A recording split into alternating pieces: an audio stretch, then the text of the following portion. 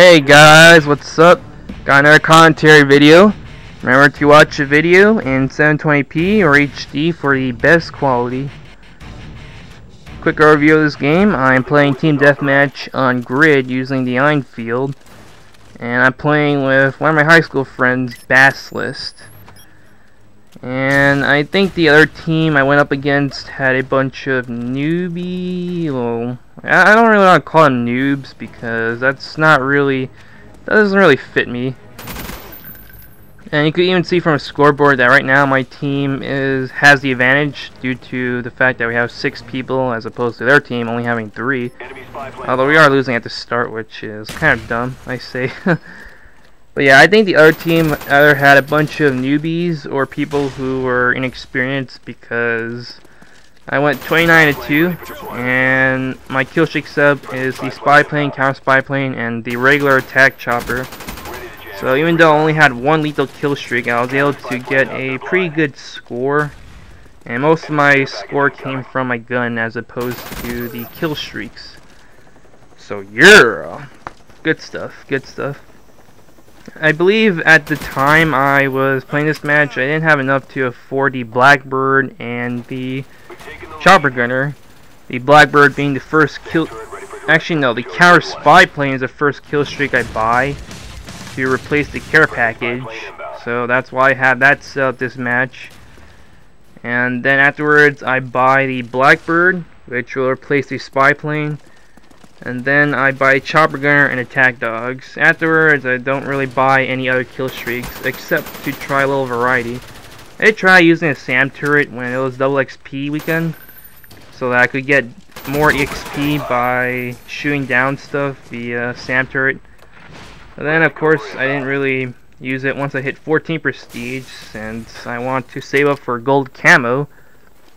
By the way, I'm now 15 prestige, so yay! I'm going to give my final opinion of Black Ops, but I'm not done talking about the gameplay yet.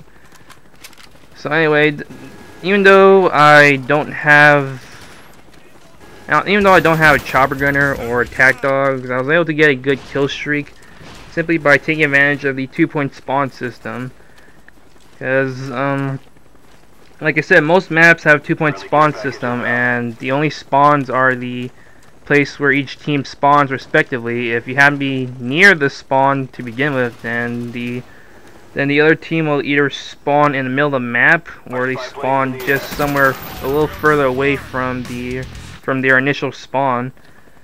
And I was able to take advantage of that because, as you can see, I have a spy plane up here, and I noticed that the other team is spawning right behind me right now in our Black Ops spawn. Most people tend to run straight when they spawn. So if you happen to be not too far away from them, they'll never know for sure, and you could get very easy kills. So yeah, I think that's enough for gameplay.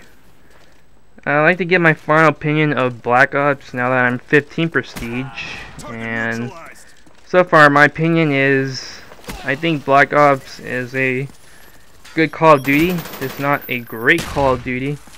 I mean, I still prefer World at War over Black Ops. There are many things that Black Ops did get right, though. The invite system, definitely much better than the spam invites of Modern Warfare 2, and the in-game only invites of Call of Duty 4 and World at War. The non-stackable kill streaks.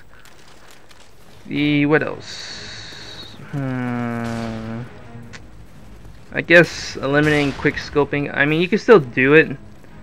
You can still do it a little easier given the most recent patch, but most people really don't snipe, so essentially the few people who do snipe will be a huge pain in the ass to you. But overall, in any game, since people like to run and gun a lot, you don't really need to worry about snipers too much. And that's the other thing, run and gunning. I like to run and gun instead of camping, and I couldn't really do that well in Modern Warfare 2 because of its camping nature, but in Black Ops I am glad that I'm able to run and gun with some success.